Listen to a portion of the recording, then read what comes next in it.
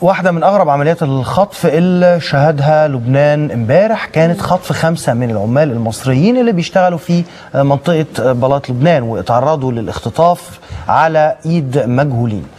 طلب أصدقاء المخطوفين، طلب يعني يكلموه في التليفون، الخاطفون قاموا بالاتصال التليفوني بعدد من أصدقاء المخطوفين وطلبوا مبلغ $4000 عن كل عامل.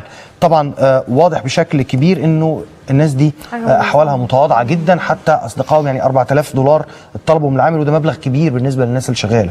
احنا معانا على التليفون سيد باهر شويخي وهو قنصل مصر في بيروت. بنرحب بحضرتك معانا سيد باهر.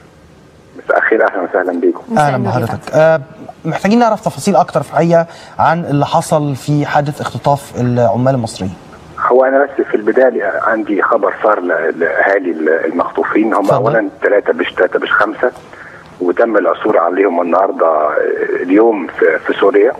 اجهزه الامن السوريه اتعرفت عليهم وهم حاليا محتجزين في الامن السوري، وسفارتنا في دمشق تعمل الاجراءات لكي يتم ترحيلهم مره اخرى الى مصر.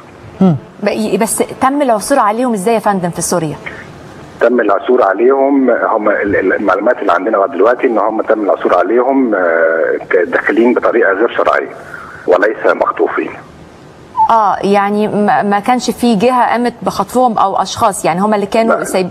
طيب بس انا اتذكر يا فندم ان كنا كلمنا حضرتك قبل كده بخصوص شخص مصري اخر، وكنت حضرتك قلت لي تفاصيل برضو ان تم خطفه. لا ده غير الحاله اللي احنا بنتكلم فيها. هل ده الكلام ده كان من حوالي اسبوعين يا فندم؟ هي حضرتك هي نفس الحاله. اول مره حضرتك طلعت عندكم على البرنامج كانوا 2، هشام مبروك وعلي توكل. ايوه يا فندم. في شخص الثالث اللي هو اللي معاهم اسمه حمدي الصفتي. ده الشخص الثالث. وما أثير عن موضوع 5 مفيش أي معلومات عندنا عن موضوع الخمسة ده كان بيشاع معارف الأصدقاء المختطفين إن هم 5.